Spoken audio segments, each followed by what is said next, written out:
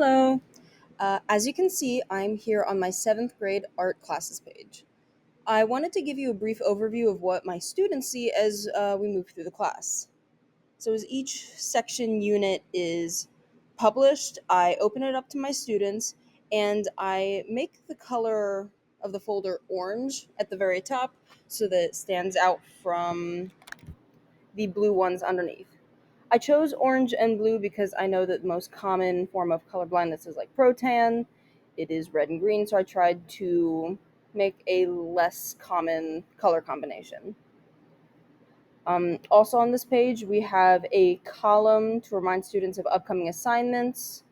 On their page, they would also have a missing assignments column, as well as a weekly update that I send out to both my students and their parents and guardians so that everyone is in the loop. All right, now going into our painting folder, we'll be looking at the levels of abstract art and our painting final. So here in our class page, which I assume would be the closest to the Word document in the accessibility handbook, I've already noticed some changes that I want to make. Initially, I threw this page together just as a resource reminder for my class if they got a little lost during the research process. Well, first, I'd take this wall of text and chunk it more than I initially did and break it down into the steps of a process with like numbered subheadings. That way, students might not get as intimidated or lost in these steps of the research. I might even add a checklist option either on the side or at the bottom because I've certainly benefited from the ones that are supplied in this course, so I'm sure it would help my students as well. Next, I would change these search terms to links themselves. They're there to give the students an initial nudge, but rather than have them open a new tab and look up the search terms and possibly get lost, I can just make these words, terms themselves, hyperlinks to the image search. Further down, I'd add a video or two so that I can model the research steps for my students, as well as clarify my expectations on their work products. I might record a subtitled video which shows me going through the process of, oh, I really like non figurative art. Jackson Pollock's work is really, really cool. I like Moby Dick, and so on and so forth. From there, I could also add a link to what a paragraph constitutes, maybe add it here where I have it bolded, because I've already noticed as my students are turning this in that just having it bolded is not enough prompting to tell them what I want from them. So I'd add a video for like how long is a paragraph? Um, what goes into a paragraph?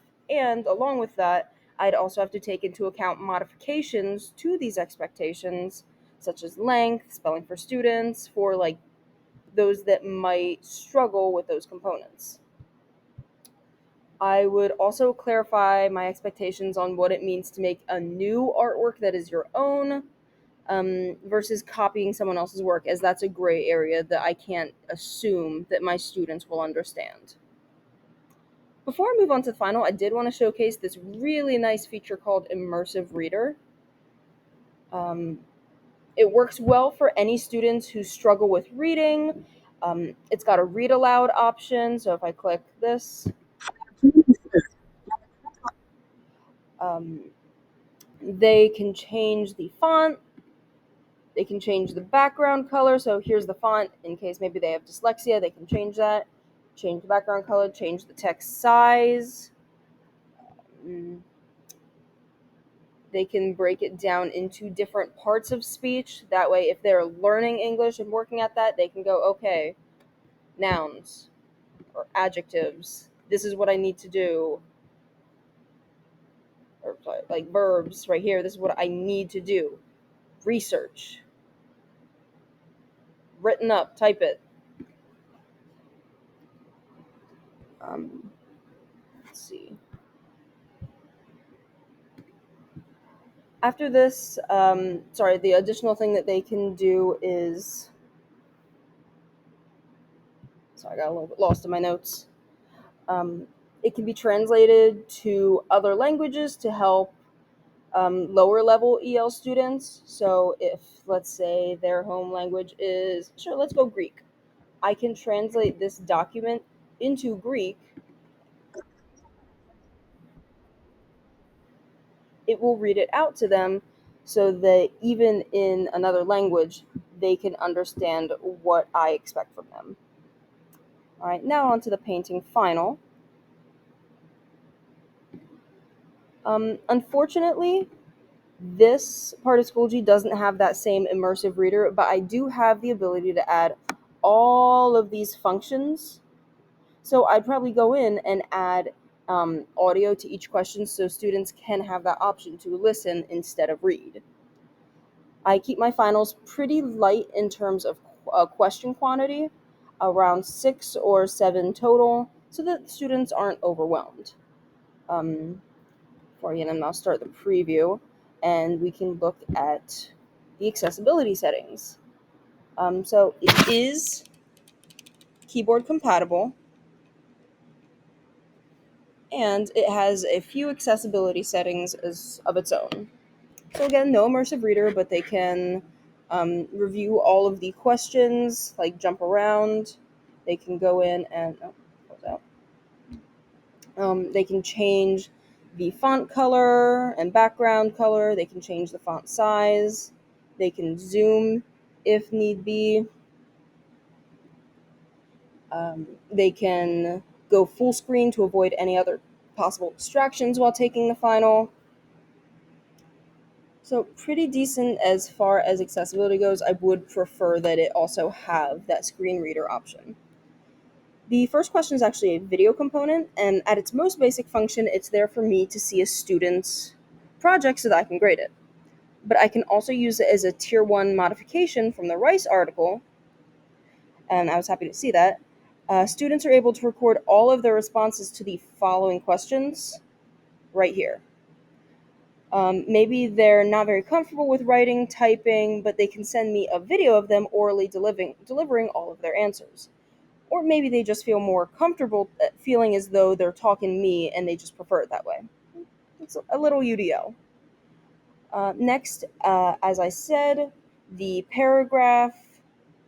Um, I definitely, as I said, need to do something because I'm getting these 3 bullet points, and if need be, this would be a modification for what I take from students, but not what I would want as my baseline. But they can present that back in question 1 orally as well. After that, we have a question on the 7 elements of art. Now, I have the ability to assign this final to individual students. So maybe my baseline students will see this, in which they're given this image as a helpful hint, line, color, value, texture, shape, etc. But they need to remember what the 7 elements of art are and then apply which ones fit. Another student might need that modification where I cut the lowest rung of Bloom's taxonomy and give them a word bank, so they're still applying those terms. Also, in terms of accessibility, I might add alt text to the picture, a leaf split into the 7 elements of art. Next, I have feedback, both from the students to myself, and I have the ability to give feedback on each individual question so that students know exactly what I'm referring to. They can also take this up to 5 times, so that allows that ability mentioned in Rice to make corrections. The last 2 questions are self-evaluations, where the students judge whether they've met the goals I've set for them. I also give them a space to think aloud, so to speak, and explain, like in this final question on like effort, why they've earned that grade, and they're usually very honest in their reflections. Finally, when we get to the end, they can't actually finish this final without reviewing, making sure they haven't missed anything. So, there are my 2 assignments, and I look forward to seeing everyone else's. Thank you and have a good day.